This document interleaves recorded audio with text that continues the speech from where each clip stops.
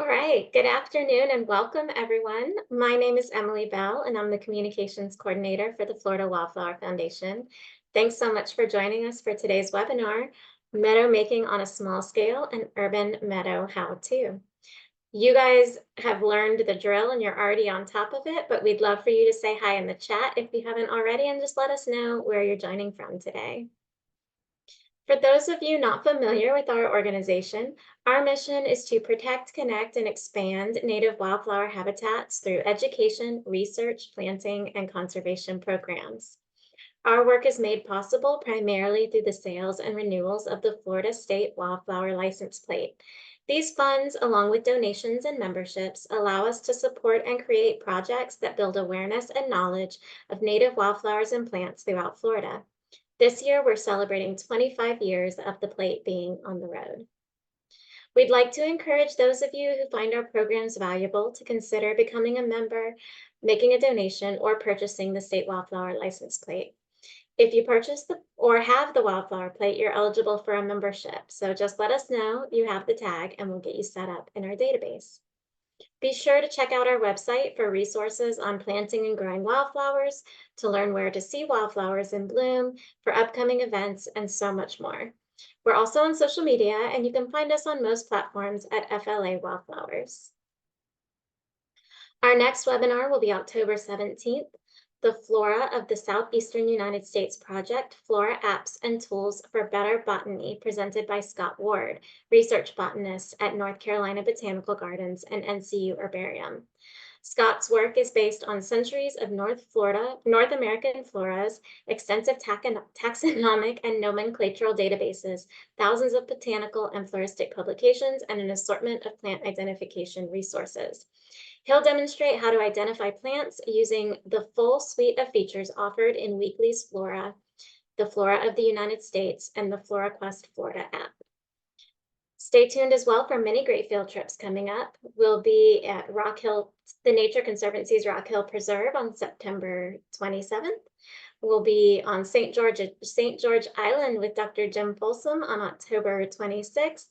And you can join me on November 8th. Sorry, I missed the date on that one. That's going to be November 8th, not the 15th, as we explore the trails of the University of North Florida, looking for late blooming terrestrial orchids. Be sure to follow us on social media, subscribe to our newsletter, or check out flawildflowers.org/events to stay abreast of everything we've got going on. Speaking of which, as fall comes into full swing, so do all the amazing fall events. So we just wanted to highlight a few here for you. On September 27th, the Bay County Public Library is hosting Let's Go Native, Exploring Native Plants. And this is a Seeds of Knowledge grant recipient library. We'll also be hosting a Climate Week event in South Florida. One of our board members, Ramona Johnson, will be presenting a South Florida conundrum, blooms, bugs, and climate change. That'll be on October 11th. We are excited to be participating in Backyard Biodiversity Day, hosted by the Tarflower chapter of the Florida Native Plant Society at Mead Garden on October 18th. Also on October 18th, you can find us at the Fall Horticultural Expo and Plant Market in Alachua near Gainesville. Just a few housekeeping items before we get started. All attendees are muted with cameras off. Please submit questions via the Q&A feature at any point during the presentation, and we'll answer questions at the end as time permits. If your question is not answered, you may email it to us at info@flawildflowers.org. This webinar is being recorded and will be available on our YouTube and website in approximately 24 hours. If you registered, which you did because you're here, you will also receive an email with a link to that recording, along with a resource page. Without further ado, I'd like to introduce our speaker. Troy Springer is a small business owner and landscape professional with 27 years of experience in landscaping and maintenance. He began his career in 1992 while attending the University of South Florida, founding Springer Lawn Care, a traditional mowing and landscape operation. A devoted wildlife enthusiast, he soon realized that conventional landscaping practices were at odds with many of his conservation values, and this realization sparked a shift. He began learning about Florida's native plants and experimenting with them, gradually incorporating them into his projects. In 2005, he closed Springer Lawn Care and launched Springer Environmental Services Incorporated, a company focused on ecologically responsible landscaping. Today, 98% of the plant material used in his designs and installations are native. Over the years, Troy has developed specialized maintenance strategies tailored to support the long-term success of eco-friendly landscapes. He serves as vice president of the Florida Association of Native Nurseries board of directors. He's also an active member of the Suncoast chapter of the Florida Native Plant Society, and previously served as chapter president and chair of the 2012 FMPS conference in Plant City. He's also been honored with the FMPS Green Palmetto Award for service.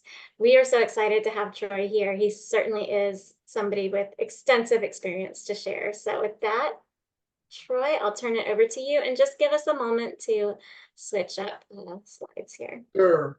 Thank you very much for having me. It's a real pleasure to be here. I'd just like to say that this business has become my life. It is a hobby, even though that I go to work and do this every single day.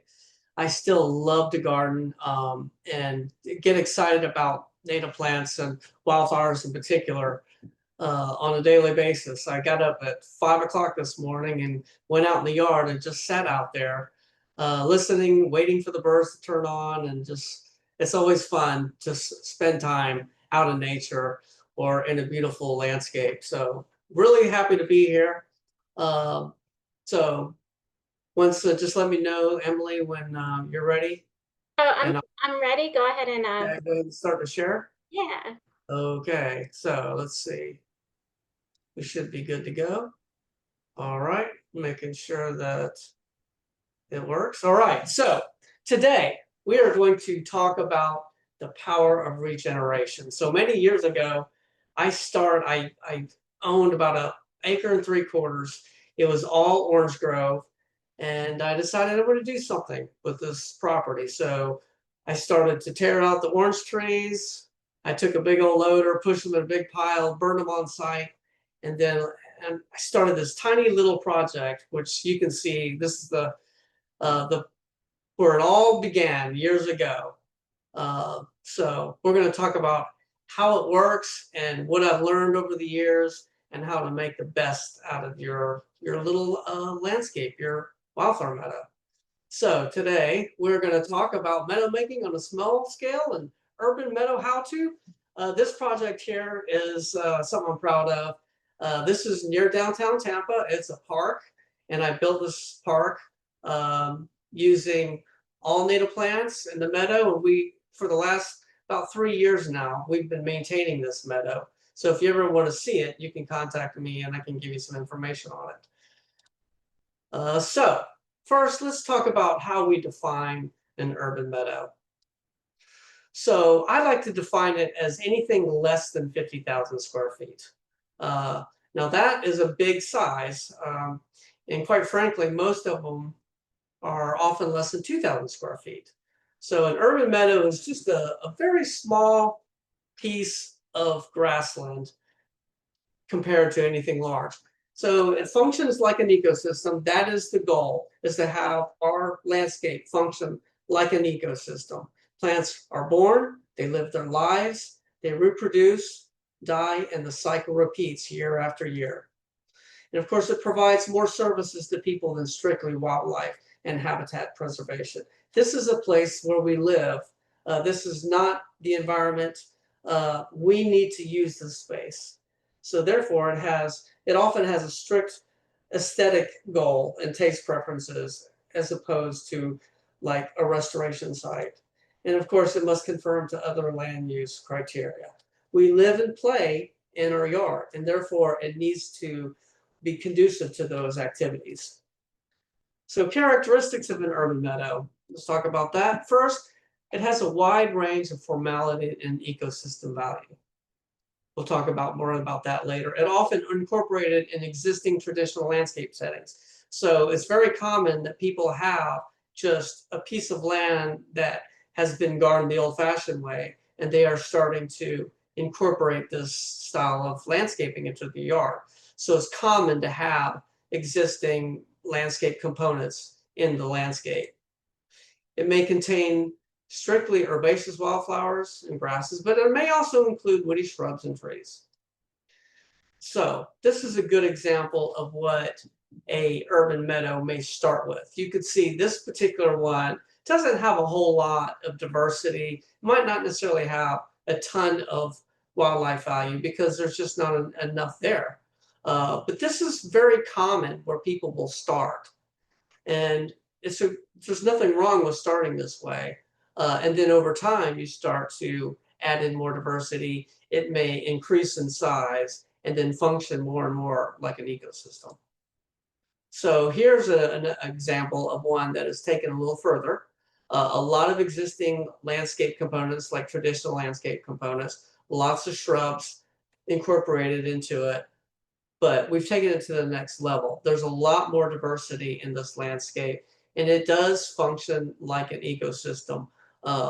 We have very strict aesthetic goals here. We want it to look very nice, but these plants start to live their lives and they produce offspring year after year, and it changes. And then, of course, then it can evolve into something more like habitat. This is my garden. So the very first picture that we showed, it eventually started to turn into this. Over years and years of me gardening and just propagating, it has expanded. And I have, in my yard, I have a lot.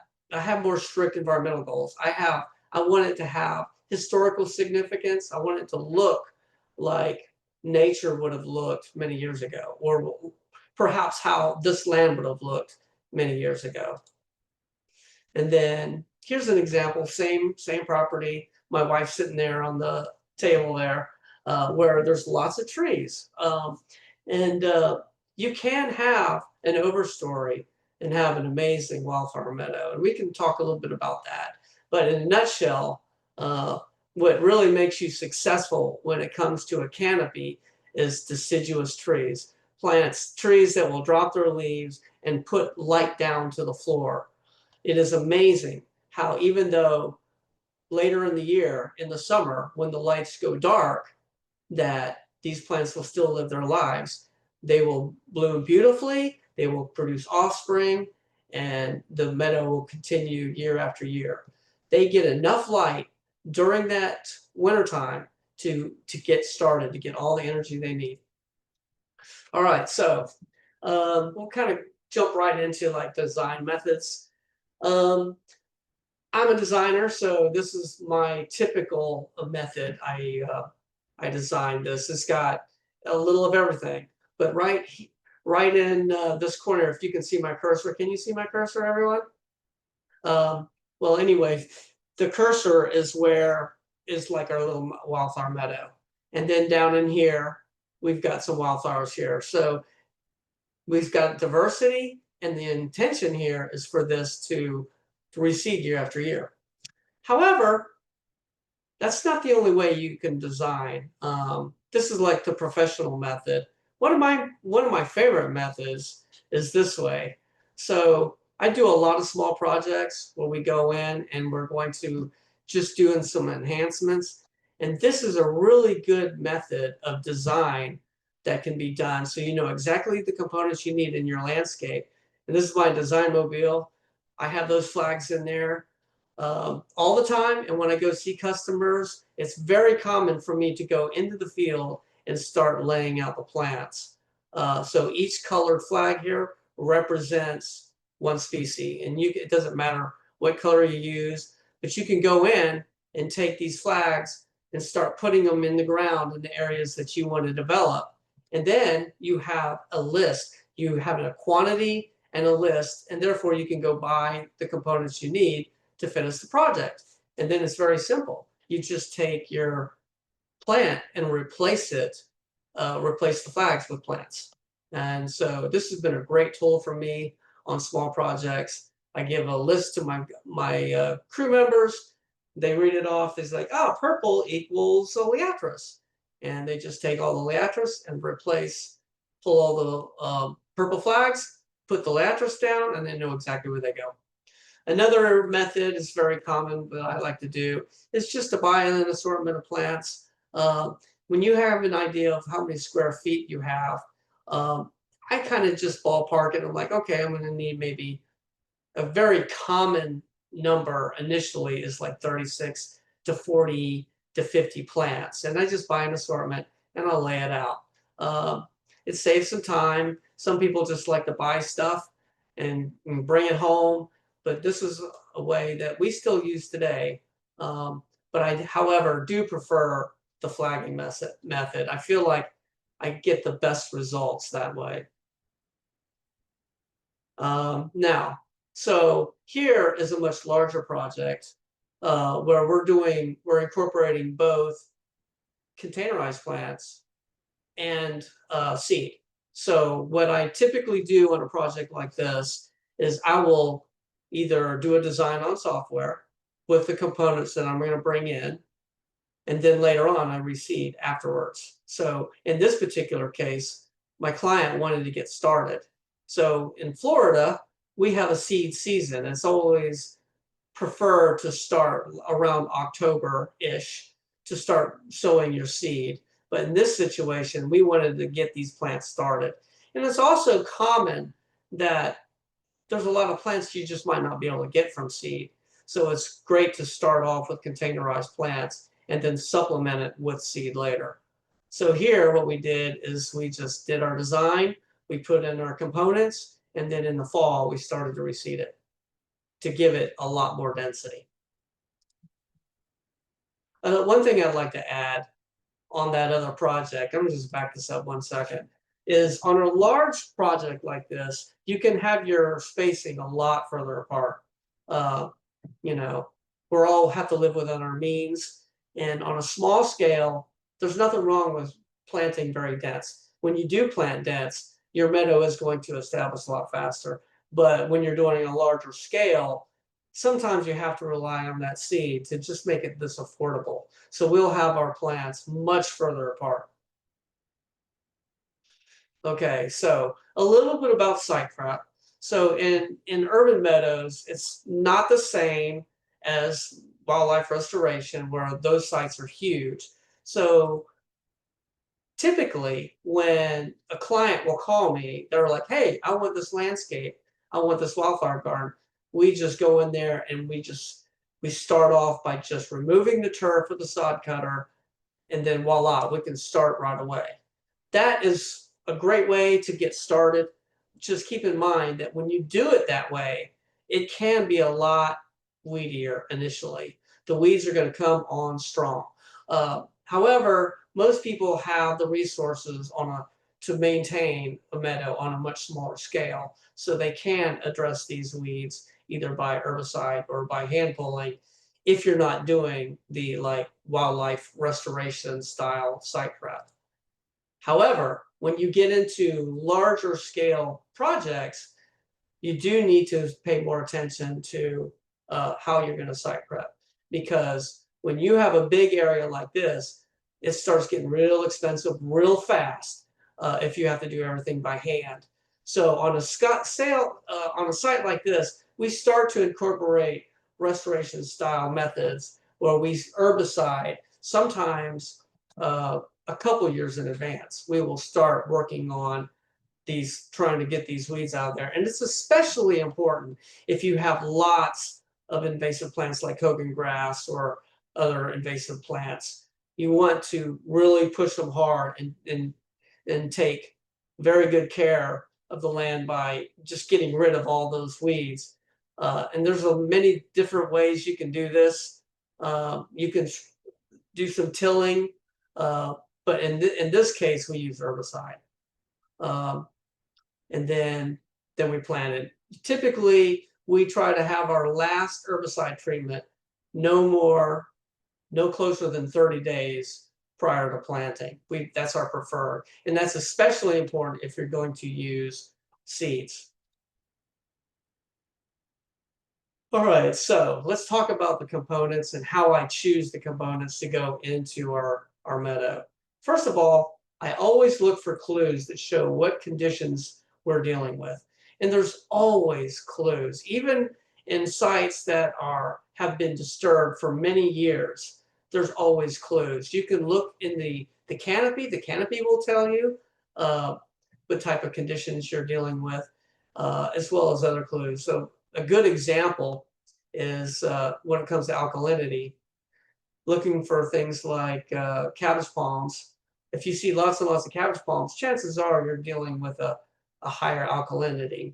And just looking for those things kind of gives you an idea of the direction to go. And I always start with that first. I use a high percentage of plants that are indigenous to the region and suited for the site. That's very important. It's everyone has these ideas of what they want, but it's so important to use what's going to work. And if you start pulling plants, a high percentage of plants from outside your region, you're going to have a hard time. You want plants that are durable and aggressive and have an advantage. And when you start pulling plants and trying to utilize a high percentage of plants from, let's say you're in Central Florida and you want all these awesome North Florida plants, you're going to have the plants are just not going to compete as well as the weeds that thrive here. And of course, you want to manage diversity throughout the landscape. What I mean by that is there are some plants that are going to be highly dominant, and you don't necessarily have to have a super diverse start. Um, what we typically do is we want something that's aggressive, that will kind of take over and reseed very well, and then over time we start introducing different things. And then your meadow will start to teach you things. They'll kind of tell you what's working, what's not working. And then you just start gradually increasing the diversity to get the results that you want over time.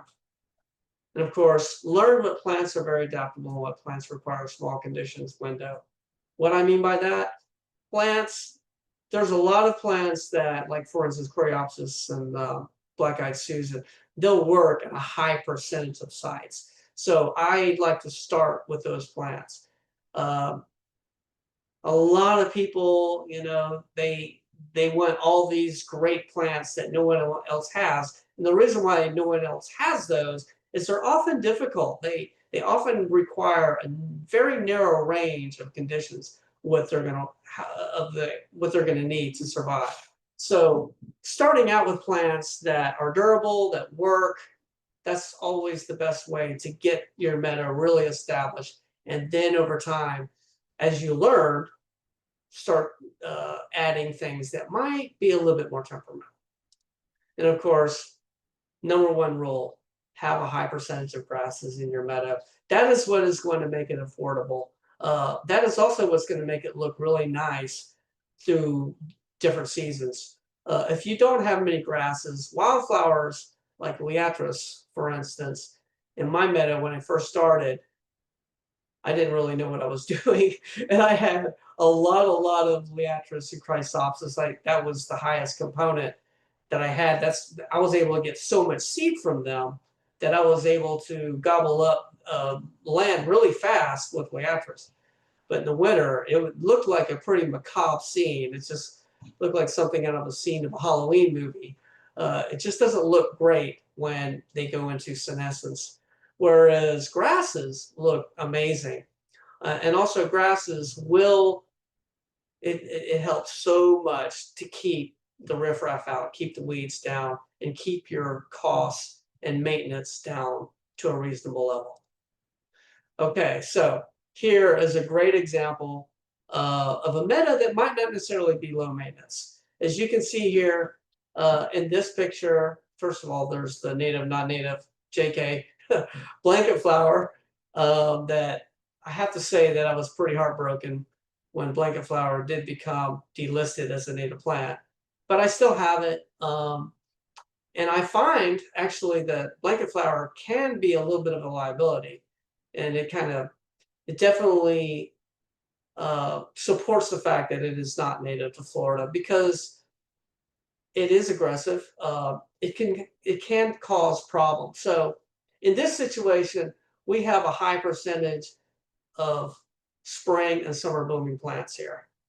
And what ends up happening in this situation is when these plants start to senesce or die out for the season, they do it right when weeds are at their cranking up the fastest. So I find that in this particular area of my yard, where there is a high percentage of these spring blooming plants, that it's a lot more maintenance. I have to do a lot of weeding to keep these bad plants out, so that next year I have a nice a bloom again. So in the meantime, we are starting to convert this site here to other species that have a longer life and that bloom at a different time. So that leads to my next slide, fall. Fall blooming plants typically are longer lived plants. They're going to occupy the site for a much longer period of time, and they're going to do a much better job of keeping plants that you don't want out. They live a long time, and even when they senesce, they are alive and well, and they're doing a great job of keeping weeds out. So I like to have a high percentage of my components in my wildflower meadow to be fall blooming plants. And of course, the thing about fall blooming plants is they can still be spectacular at other times of the year when there's not a lot of color. You get beautiful texture variations, and you can still have a few things in there. I just try to have a smaller percentage of spring and summer bloomers in the meadow, and it looks great. Now, of course, the first thing I'd like to talk about here is what not to have in your meadow, and that is non-native plants that can reproduce on their own. This, to me, is the fountain grass here. Might be public enemy #1 in the future. I'm finding this plant is just popping up everywhere. I don't understand the landscapers and architects' love affair with this plant. It is a really toxic plant. It's going to cause us a lot of headaches in the future. So if you have non-native plants that are reproducing, those should be a target. Those should be the ones that you target first to try to maximize the health of your grassland. All right, so I want to talk about mulch a little bit. So really, there is only one mulch, in my opinion, and that is pine straw. Pine straw outperforms all mulches, hands down, when it comes to having an ecosystem that comes back year after year and works properly. So one the finest feature is it does absorb water better than any other mulches. I find that like pine bark or other woody mulches literally acts like a roof, and water just has a hard time penetrating. And if there's any slope whatsoever, it just runs off like shingles to the edge of the landscape. And I have done some tests trying different mulches, and after rain, you can clearly see that the soil is much wetter when you use pine straw. Another thing that pine straw does is it does not reflect heat up into the plants near as bad as like your woody mulches. I feel like pine bark in particular, they're like little reflector beams that shine light straight back up into the plant. And if you hover your hand over different mulches, you can feel the heat radiating off of woody mulches, and the pine straw is much cooler. And also it looks better when it's a very thin layer.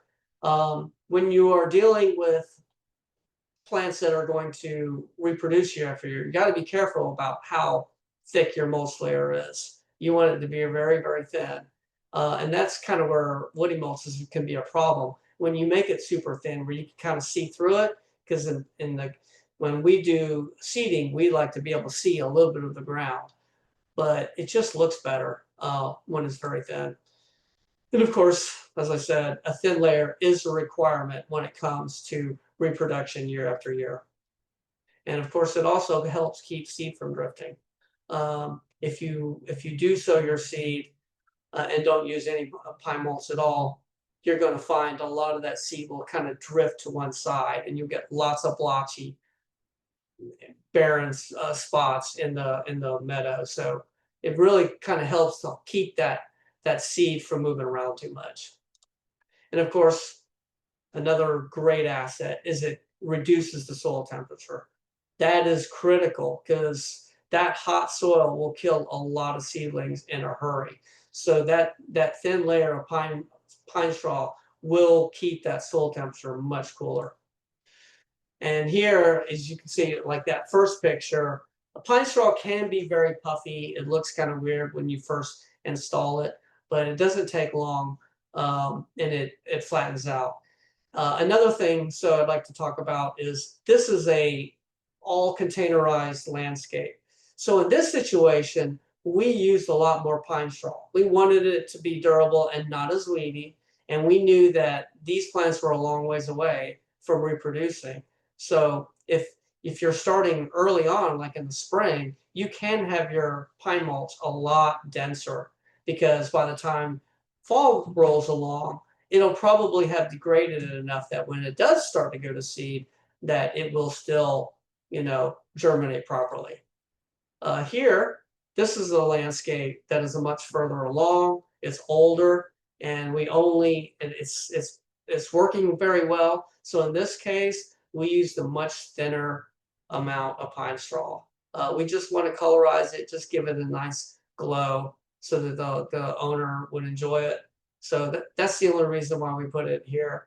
And it does help a little bit with weed control and keeping, the plants looking good because that soil temperature doesn't get so hot. The plants seem to just do better.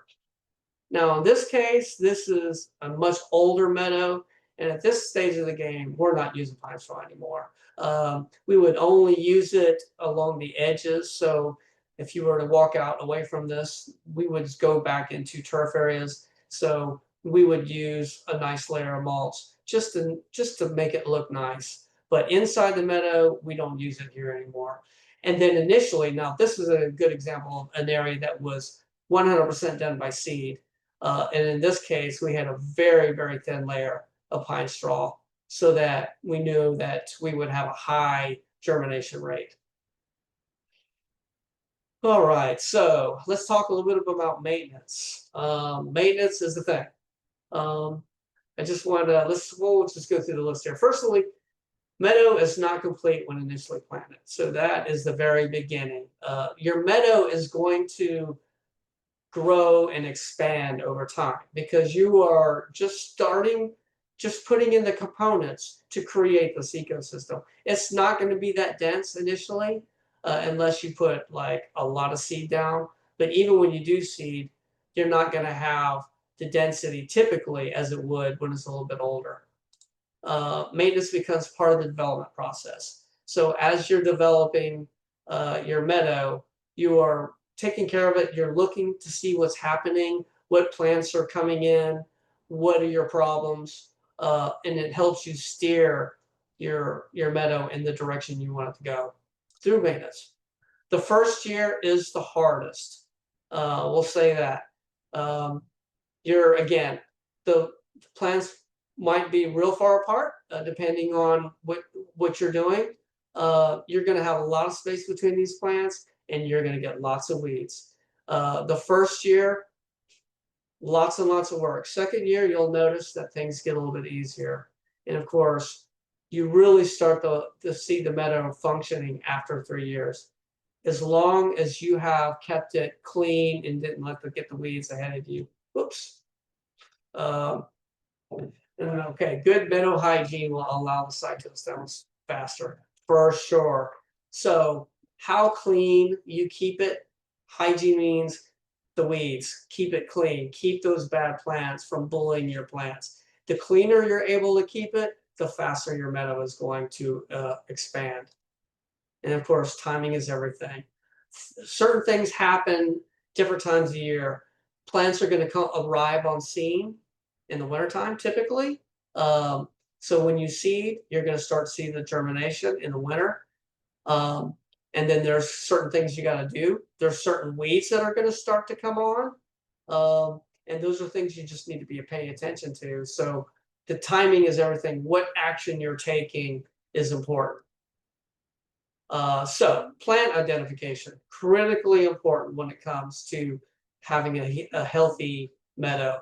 So I'll back this up a little bit. So this particular plant, this is Chrysopsis mariana. It's one of my favorite components in my meadow. This is a Maryland golden aster. It's stunning when it blooms. And this is the seedling. So there's a lot of plants here that will look like this. Riccardia is one that might kind of look like this plant, and you need to know the difference between your weed and the seedling. The good news is this plant is only going to arrive in the winter and early spring. If you see these teeny tiny plants arriving much later in the year, chances are it's not going to be Chrysopsis. So this is going to arrive at a certain time of the year, and then you need to know that this plant is important. And of course, the mighty Oleatris. This is what I'm known for. I've got thousands of them in my yard. And here's the seedling. And this is very common with asters, is you'll have these two little leaves coming out the side with one stem growing up. A lot of asters will do that. And so spend some time learning what components you have and look for these plants when they arrive and protect them. All right, so now we're going to talk about, do what nature does. So not everyone is obviously going to have the opportunity to burn their meadow. However, things happen. Nature does things in certain cycles, certain times a year. So fire is a good example. It typically happens at a certain time of year. And as a matter of fact, we all know that it's very productive. Like an early growing season, fire is very productive. So I have started to do things like mowing in like fire season. So when a fire would typically come on scene is when I would like to do my mow, maybe just a tiny bit earlier. In the early days, I did what felt right. It seemed like the meadow should have been mowed or should be mowed in the wintertime because everything's cements. The seeds are pretty much falling off. And I thought, it's time to get it started and mow it down. I've learned that can be a mistake. First of all, it doesn't look very good when you mow it. It's just nothing to look at. And nothing happens for a long period of time. So now I do my mowing much later. And I typically like to anymore do it like late March or early April. Okay, so let's talk about irrigation a little bit, and I have no idea what time it is here, but a little bit about irrigation. First of all, it's right at 2:38. You're doing good. Okay, I think I'm in good shape because I still got some more. All right, so irrigation. A lot of people have a hard time letting go of irrigation. This is a really good example of a client that just had a hard time letting go of the irrigation system. What ends up happening in this case is the wildflower garden is going to go in a direction it normally would not go if you did not have irrigation. And also find that when you water a lot, it is a lot harder. You get a lot more weeds. And I begged my client to reduce the irrigation on this. Finally, he convinced me to reduce the irrigation. And we found that the weeds were way less. But the biggest problem with irrigation is you end up building something that is fake, that is not real, because you are trying to create something that doesn't really exist in the real world. So being disciplined and taking that irrigation away, it's difficult, believe me. Sometimes you see plants that you have been protecting start to die out.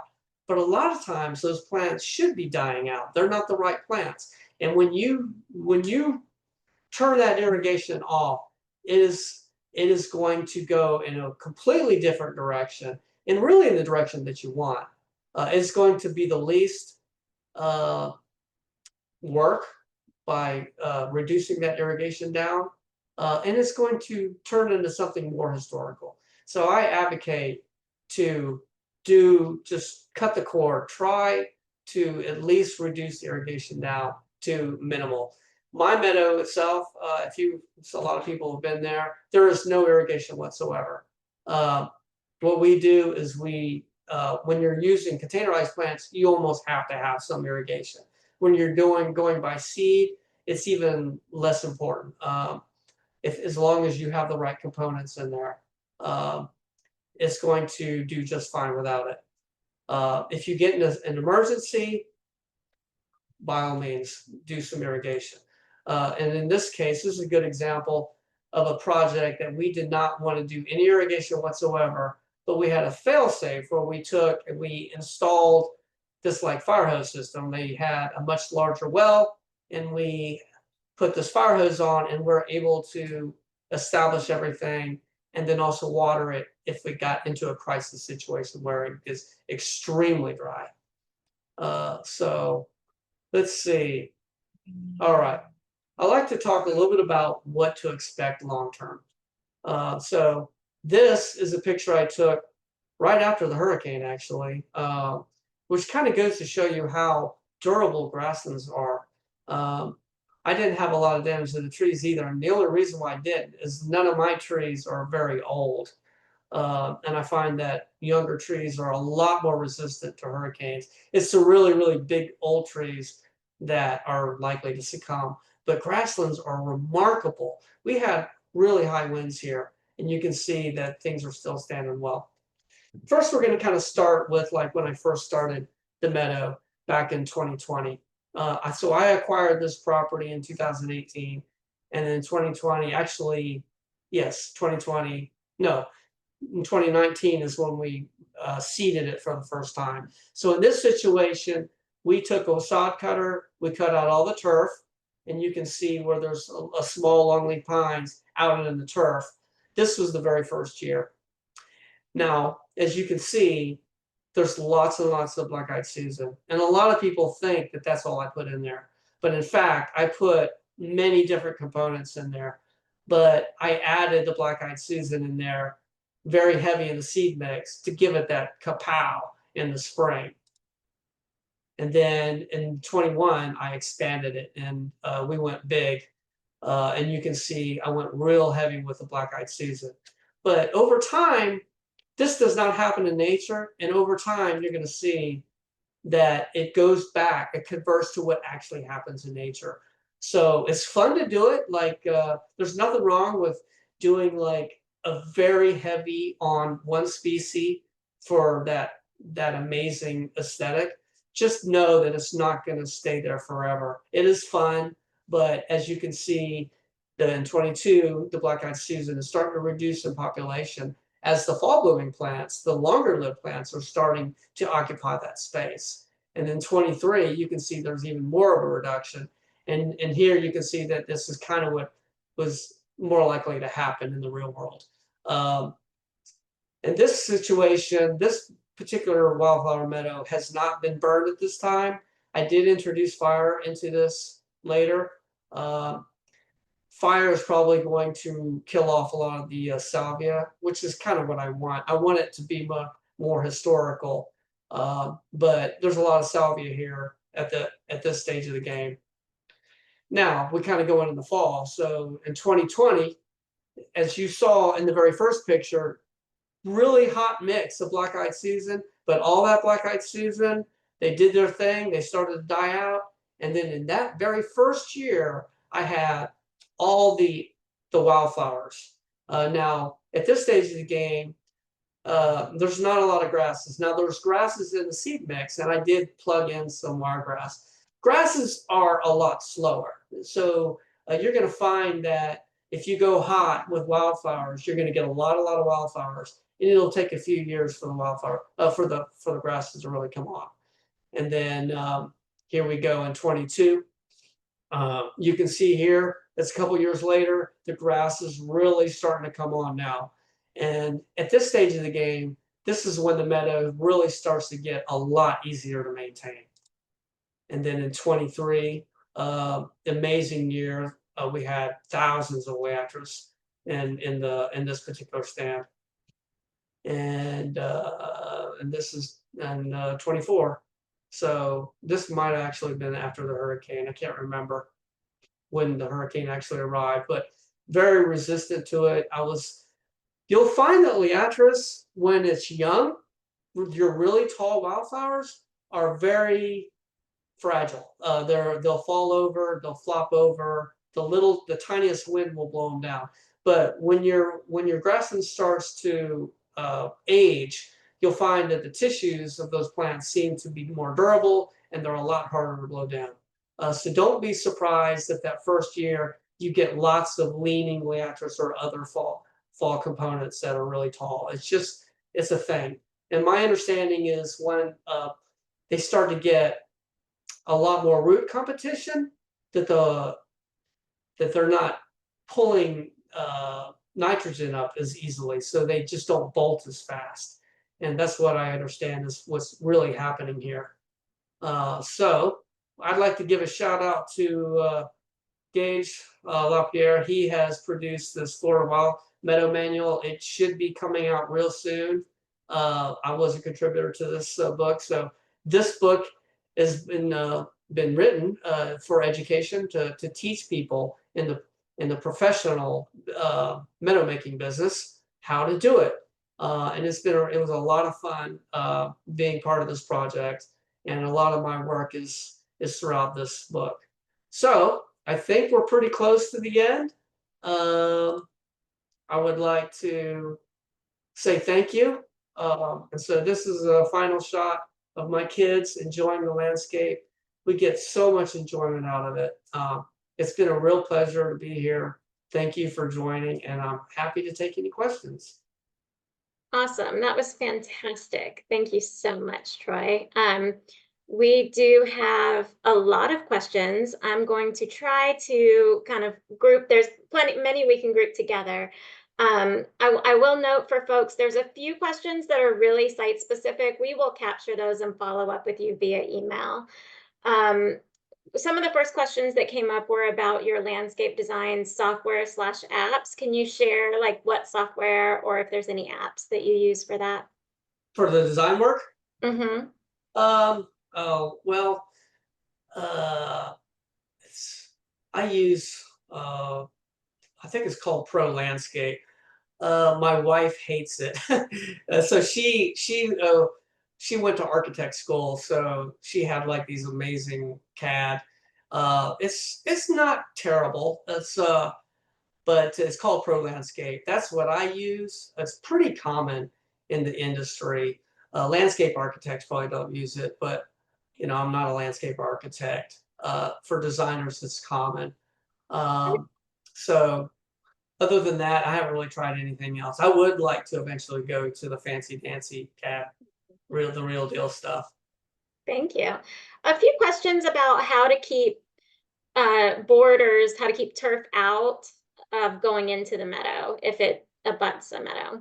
Yeah, so we are professional landscapers, so we still have mowing equipment. You might have a landscape professional that does that kind of thing. Edging is important. That's going to help a lot.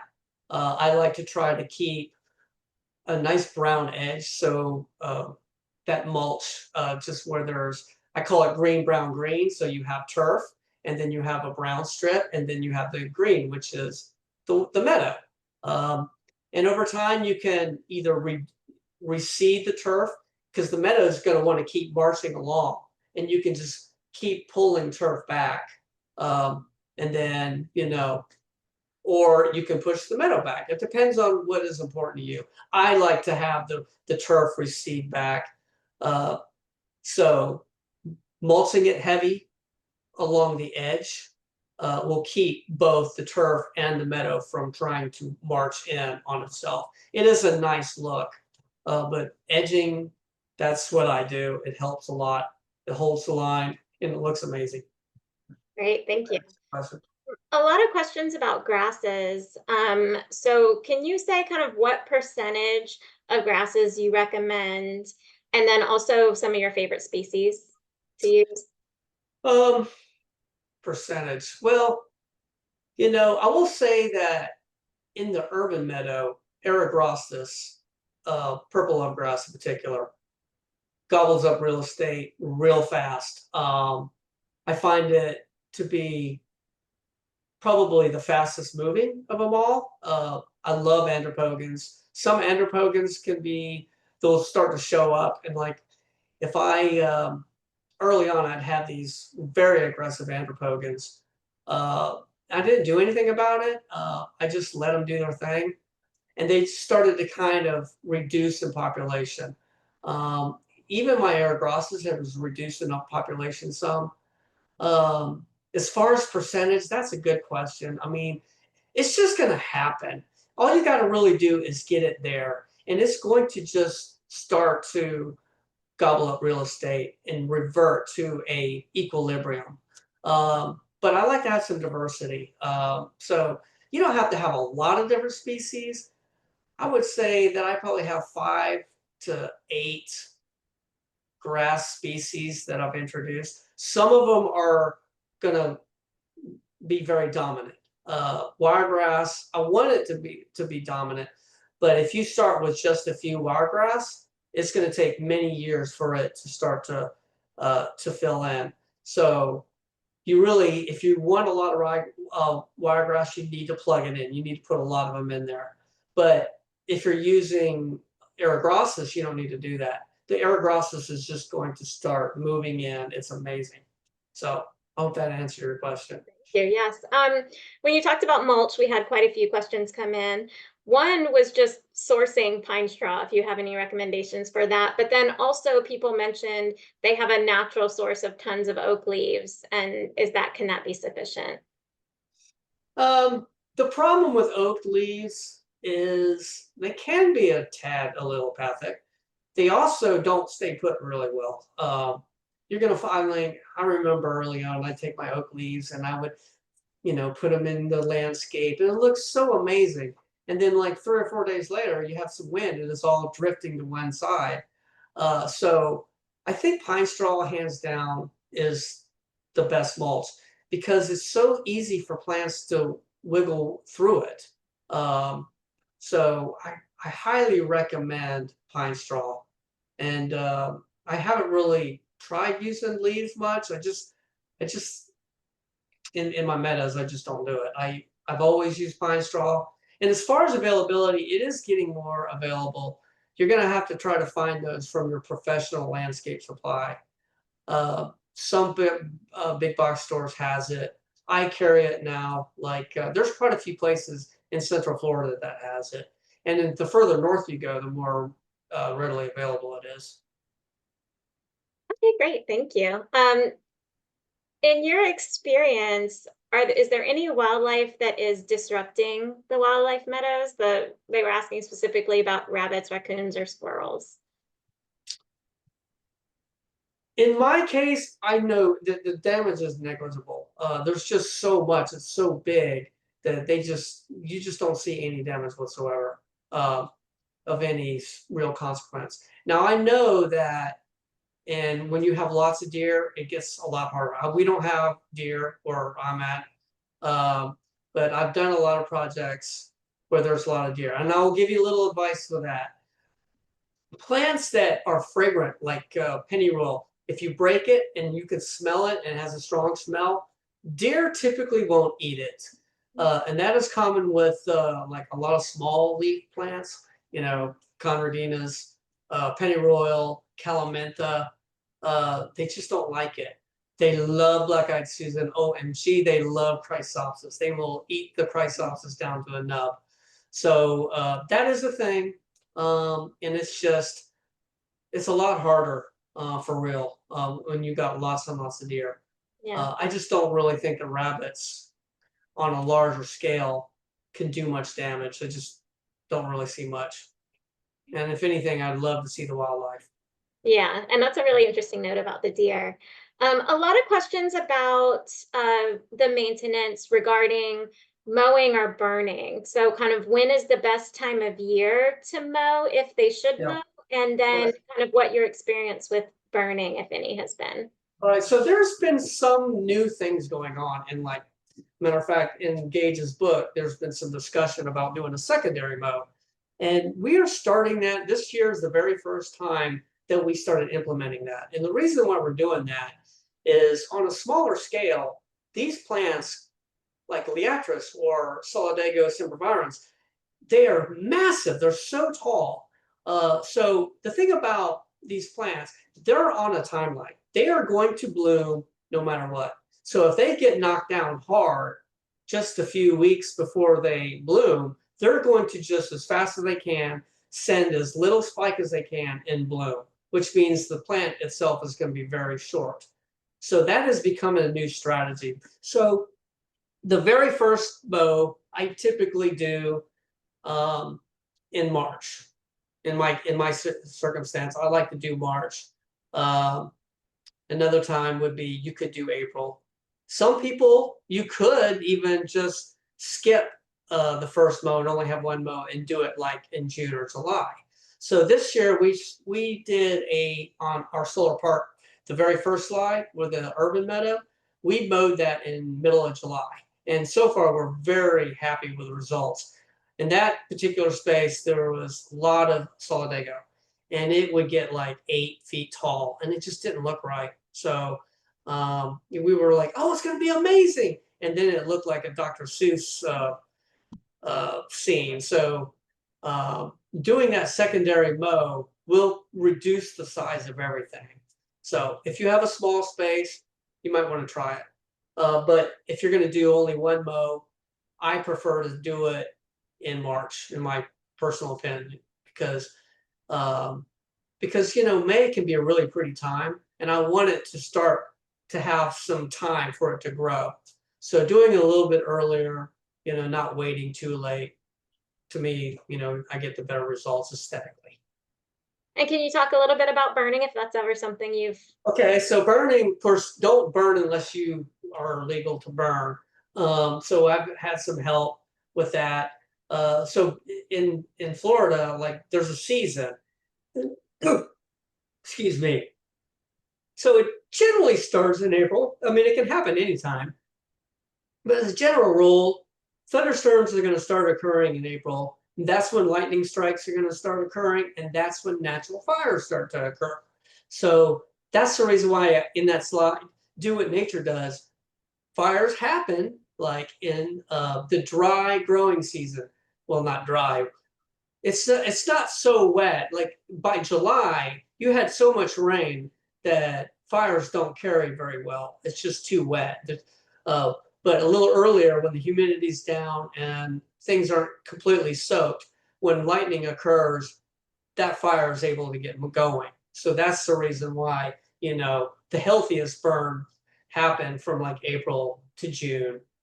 So if the conditions are right and you can conduct a burn in that time, I think that's the best time to do it. You'll get and I find that the results are amazing. Great. Well, we are coming up right on our time. So I do want to ask, folks have asked you to repeat the name of the Meadow book that Gage is putting out. Oh man, okay, let's see here. Let me back up here. Let's see, the Florida Meadow Manual. Now, I don't know that that is what it's going to look like. I think that the cover is not going to be that. It's going to be a different picture. But I'm pretty sure that is the name of the book. But he's working on it. I know somebody contacted me about getting a cover photo, and we might be taking that photo in October. And so, because this book is going to be coming out real soon. Okay, great. And for folks that are still on, we will we'll probably share that via our socials as well too when that comes out, because we work closely with Gage as well. There are some additional questions. We'll follow up with folks, but just to respect everyone's time, Troy, thank you so much for your time and expertise and all you're doing on behalf of the Florida native landscaping industry in general.